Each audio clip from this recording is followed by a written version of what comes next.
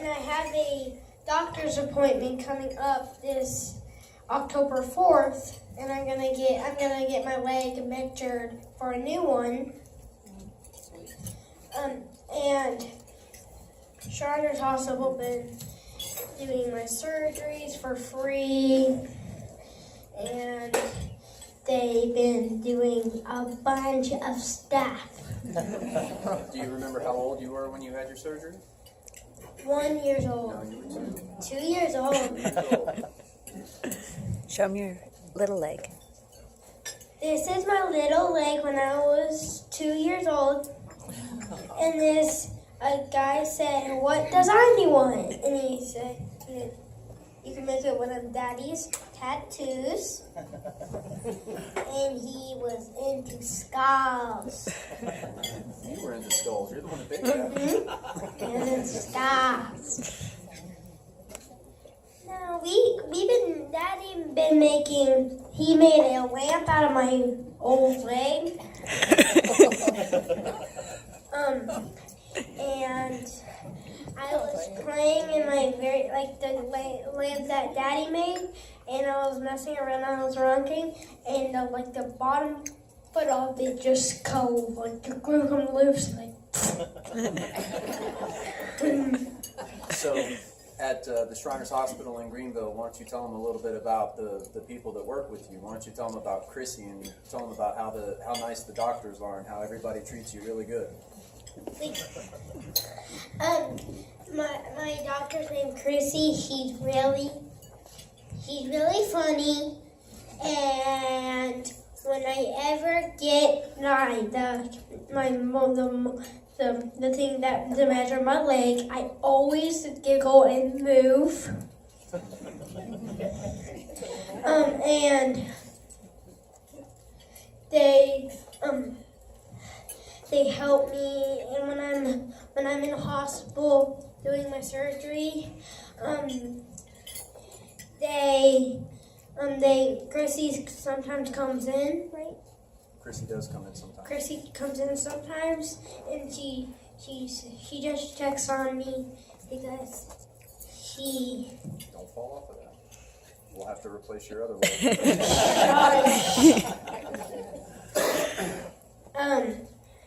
She checks in with me because she loves me as a patient. And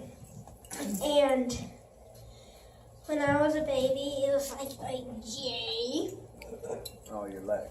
So let's back up just a little bit, okay? When he was first born, he has a condition that's called neurofibromatosis, and neurofibromatosis is a neurological condition, deals with the nerves. But one of the side effects of the disease is typically a bent appendage, whether it be an arm or a leg. And there's a couple of other things that are possible, but in 25% of those patients, they'll have a bent arm or a bent leg. And his leg looked like a J when he was born, like straight at the hospital. It looked like a J, and they couldn't figure out exactly what it was. And over time, he started to get these what looked like birthmarks. And so the doctor said, "Well, how many of those birthmarks does he have?" And at the time, he had maybe like 4 or 5. And he's like, "Okay, well, we're going to watch this because that's a sign of neurofibromatosis." So anyway, by the time we went back to the doctor, he had a whole bunch more of those little birthmarks, and they're like, "Okay, well, he has neurofibromatosis, and as a result of having neurofibromatosis, that leg is the reason, or the leg being bowed like that is a result of neurofibromatosis."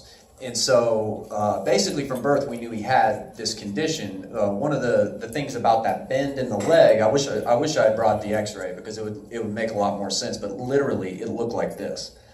And the part of the bone in that bend in patients that have neurofibromatosis, typically that bone it's almost like it's dead bone. It's extremely brittle, very easy to break, and most of the time when it breaks, it doesn't heal. So, the first thought was, okay, let's break the leg, let's straighten the leg. Well, the problem is if you break the leg, you could straighten it, but it's not necessarily going to heal. So then you've got a broken bone in there.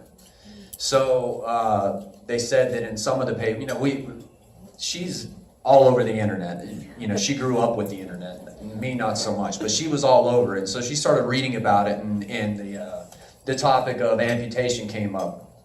And you know, and I mean, he wasn't even a year old when we started talking about this, and that's just a ridiculous thing to think about when a child is that young. You know, when you're thinking about having a little boy, you're thinking about, you know, the Heisman Trophy. You're thinking about him, you know, playing all these sports and doing all these things, and then all of a sudden you're talking about amputation. And you know, it was kind of weird at first. It was a lot harder for my wife than it was for me, because I kind of always had the attitude like, I don't care, you're not going to stop whatever I'm planning on doing. And that's how I felt about him.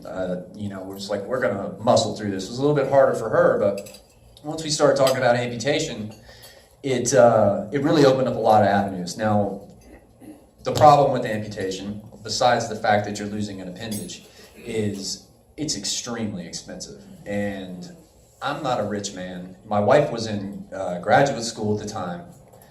I was uninsured.